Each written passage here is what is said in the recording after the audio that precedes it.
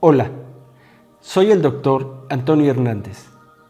Vamos a comentar sobre el proceso emocional que estamos viviendo ahora en relación a la pandemia COVID-19. Nuestras emociones juegan un papel importante para mantener un equilibrio global en nuestro organismo. Revisaremos de manera paralela cómo se van presentando los síntomas en esta enfermedad y cómo se van relacionando con nuestras emociones. Nuestras emociones favorecen un equilibrio de manera global y podemos estar mejor en nuestro entorno, en nuestra sociedad, con nuestra familia y con nosotros mismos, respetando y cumpliendo siempre las normas que nos han indicado nuestras autoridades. Debemos señalar que las emociones tienen un principio arcaico, es decir, es una respuesta muy antigua que todos tenemos y que heredamos de nuestros ancestros. Estas emociones tienen una relación estrecha con la enfermedad. Darwin, en 1872, mencionó que las emociones tenían una utilidad biológica. Posteriormente, en 1985 y los años 90, un médico alemán llamado el Dr. Hammer, médico oncólogo, se dio cuenta que la enfermedad cumplía un programa de sentido biológico para adaptación ante las amenazas y que el órgano tenía una función biológica de supervivencia. Esto es muy importante porque cuando nosotros vivimos un conflicto emocional, el cual presenta las características de vivirse de manera aislada o en soledad, vivirlo de manera dramática, de manera inesperada y que además el individuo siente que no existe una solución, entonces se producirá un estímulo. Este estímulo partirá del proceso emocional que se relacionará con todo el sistema nervioso hasta llegar al cerebro y posteriormente se verá reflejado en el órgano. Así, las enfermedades tienen un papel fundamental y correlativo con la enfermedad. Pasemos ahora a revisar el proceso infeccioso. Estos virus que presentan esta enfermedad se llaman coronavirus. Los coronavirus han existido desde hace mucho tiempo. Existen 4 grupos. Los más importantes son los alfa y los beta. Los alfa producen infecciones respiratorias ligeras. Son los beta los importantes. Sin embargo, hubo una mutación en 2002 y en 2004, el cual lo convirtió en SARS-CoV, que significa síndrome respiratorio agudo severo. En 2012 hay una nueva mutación y se le llamó MERS-CoV, que significa síndrome respiratorio de Medio Oriente. Y es hasta 2019 en Wuhan, China, donde se le vuelve a presentar como SARS-CoV-2 y genera un síndrome respiratorio agudo severo. Debemos señalar que esta enfermedad es de animales y se le conoce zoonosis porque desde los animales, principalmente el murciélago y otros, pasa al humano. Recordando un poco, sabemos que nuestro sistema respiratorio, de manera sencilla, cuando respiramos lo hacemos por la nariz, pasamos por la laringe, llegamos a la tráquea, los bronquios y los pulmones.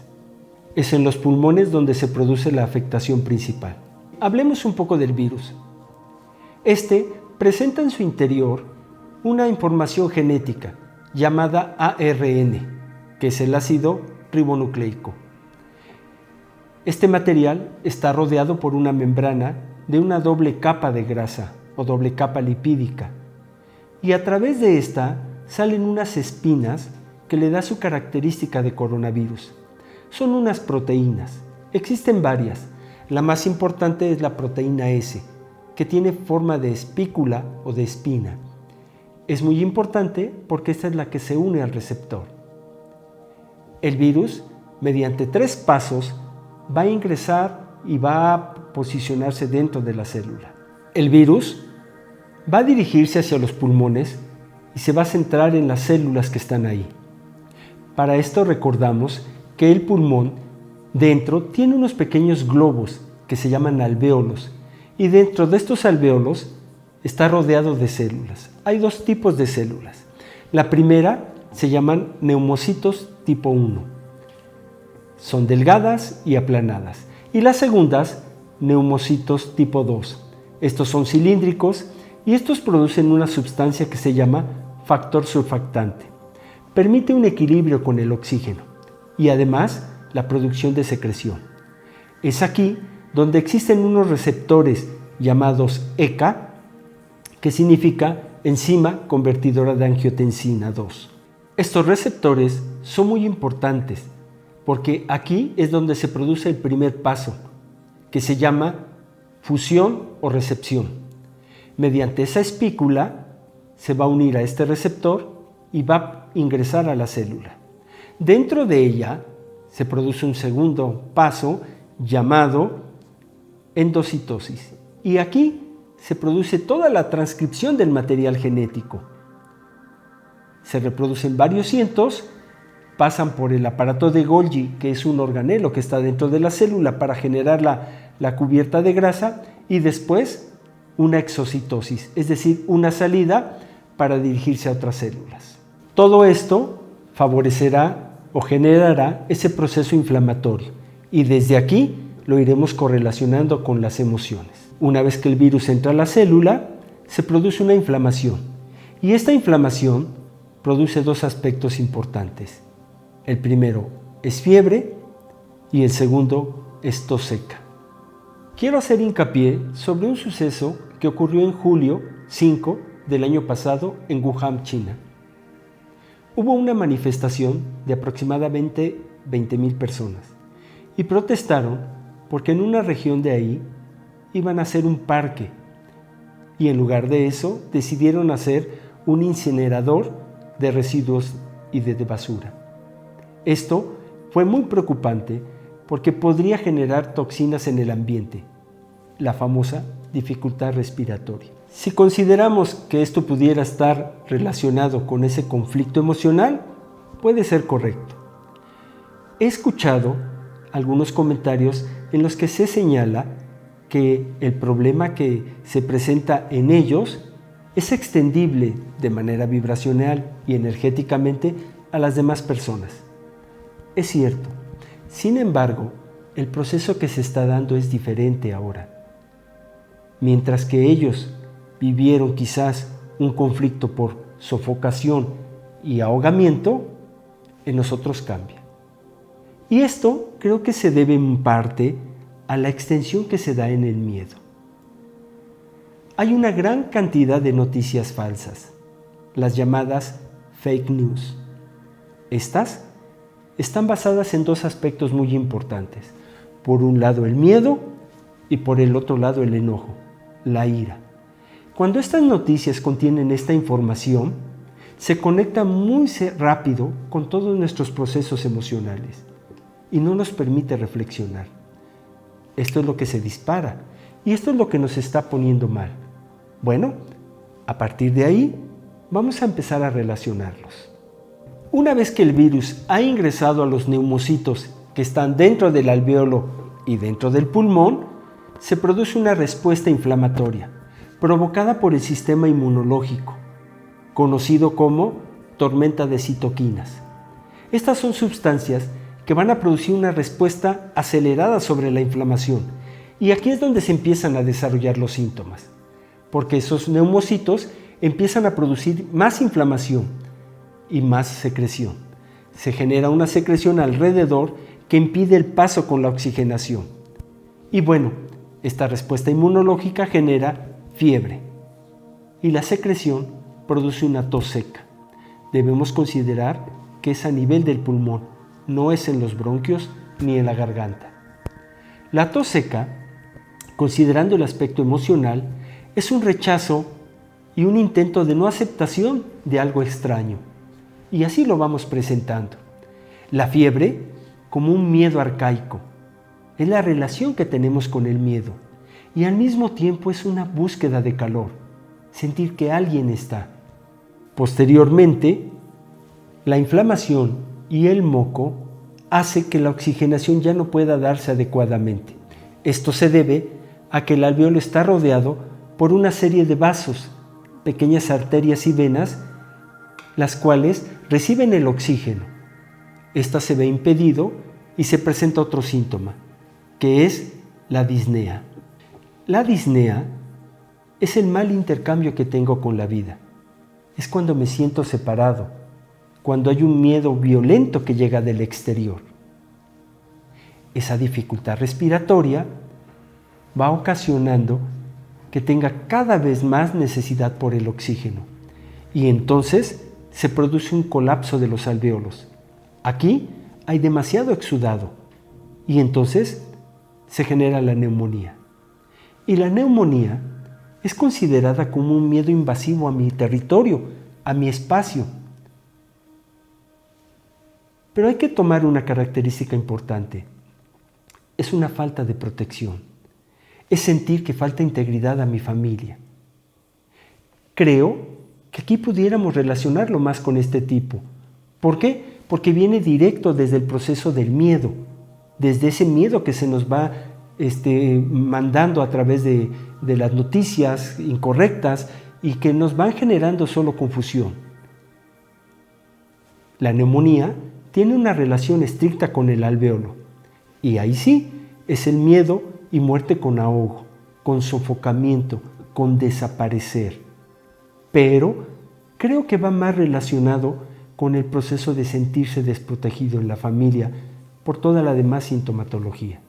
Todo este proceso inflamatorio hace que haya una modificación en lo que se conoce como barrera hematoalveolar, que es la relación entre el alvéolo, el espacio intersticial y los vasos. Ahí, esta inflamación genera un poco de compresión y entonces ocasiona que disminuya la circulación, provocando lo que se conoce como isquemia, que genera baja de oxígeno y disminución en los elementos nutritivos. Esto ocasiona que el vaso empiece a generar dificultades y entonces las plaquetas se empiezan a generar un coágulo y producen una respuesta que se llama respuesta inmunotrombótica COVID-19. Y lo que consiste es en producir pequeños microtrombosis en los vasos. La trombosis se relaciona con los conflictos desagradables y no buenos dentro de la familia, como lo que es algo sucio, pero también con los conflictos de retener el amor, de sentirse amado o perdonado en la familia. Y este proceso tiene que ver con la oxigenación y con la vida. Pues bien, en este mismo proceso se va desarrollando este conflicto. Consideremos entonces que una respuesta al tratamiento inicial había sido con los anticoagulantes. Sin embargo, se ha visto que este proceso casi solo sucede a nivel del lecho pulmonar. Este proceso inflamatorio ocasiona que la célula se vaya destruyendo, se lesione y se conoce como fenómeno de apoptosis. En consecuencia, los virus generan una sepsis, conocida como viremia, y se irá a la sangre. Aquí podemos relacionar las diferentes complicaciones que van presentando. Una mencionada es la anomia, que es la dificultad para oler. Esto sucede porque a veces el virus ingresa hacia el bulbo olfatorio que tenemos en la nariz y entonces genera una respuesta con el sistema nervioso. Va relacionado con que algo apesta, algo no quiero oler, porque algo no me gusta del ambiente que está pasando. También, a nivel del sistema nervioso, puede generar convulsiones y encefalitis. La convulsión está relacionada con ese intento de huir de uno mismo o de huir de mi familia. Y la encefalitis con ese enojo, esa rabia de entender lo que está pasando.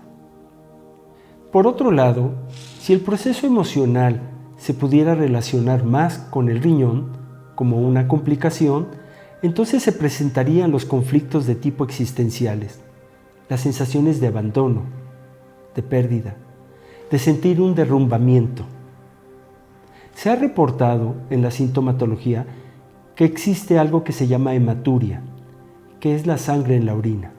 Bien, Este también es un conflicto territorial, un conflicto con mis relaciones familiares, en las cuales me puedo sentir invadido de ella.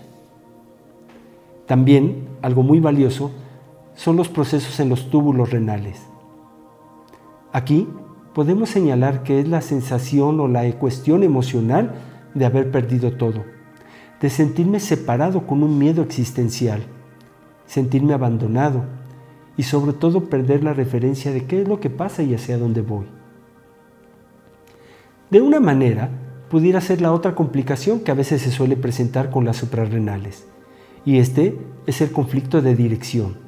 Sentir que estoy perdido, que estoy fuera de mi grupo, mi familia, o que no puedo seguir.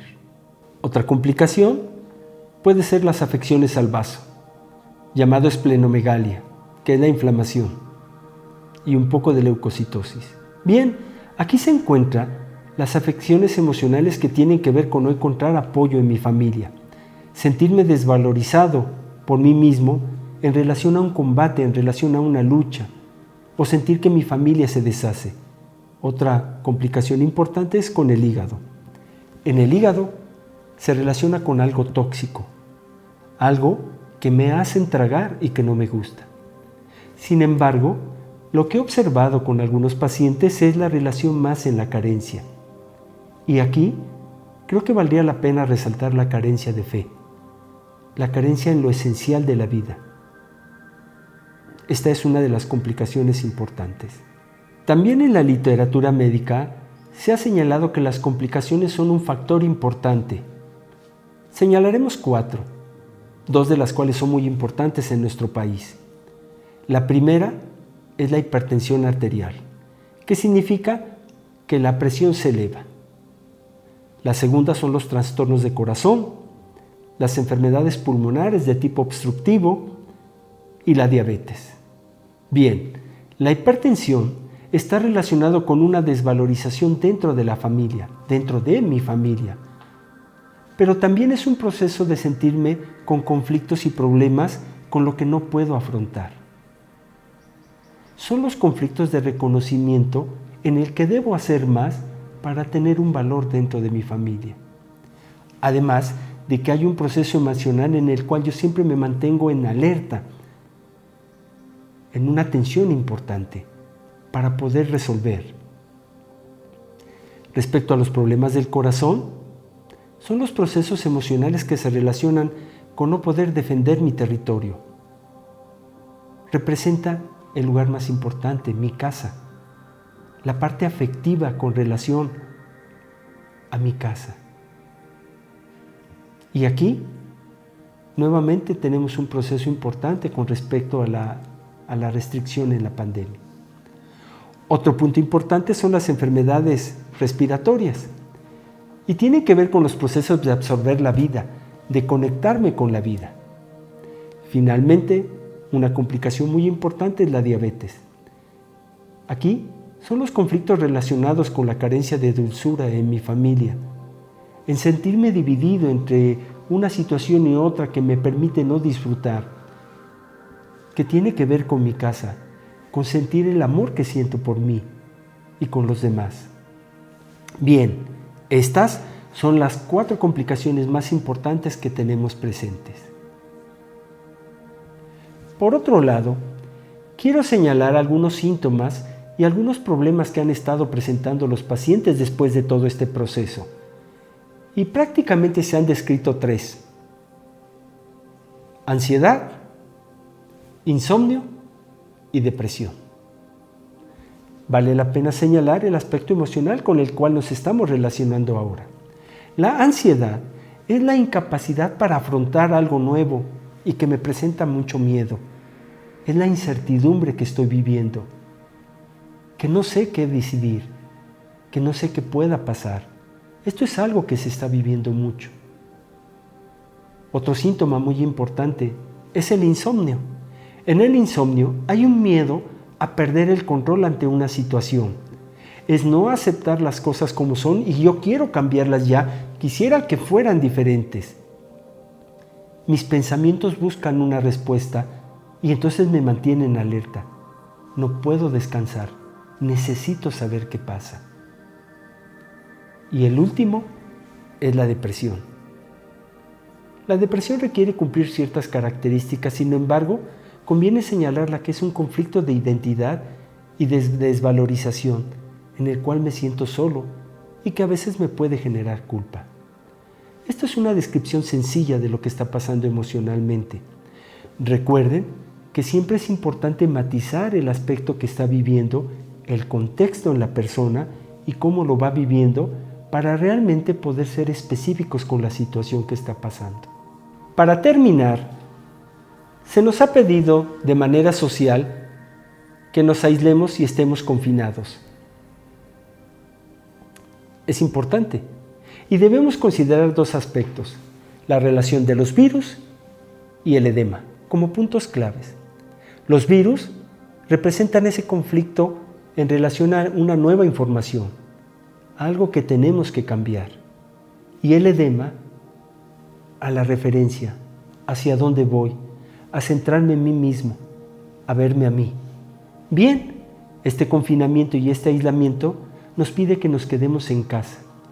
Y quedarnos en casa no es estar solos. Quedarnos en casa es quedarnos con nuestra familia o quedarnos con nosotros mismos. Debemos entender que es un privilegio y una bendición estar con las personas que nos rodean, los que representan nuestra familia. Pueden ser las personas de trabajo, pueden ser las personas con las que convivimos, nuestros vecinos y realmente nuestra familia. Quisiera recordar que en España, en un lugar llamado Atapuerca, encontraron hace mucho tiempo, en los 90, fósiles y restos de un grupo de población. En esta se dieron cuenta que lo más importante, señalado por el doctor Mendizábal, es la unión, es la colaboración. Solo podremos salir adelante si colaboramos, si estamos en unión. Bien, desde hace millones de años esto ha sucedido. Y se tienen vestigios de cómo esos grupos permanecieron unidos. Eso nos da la trascendencia.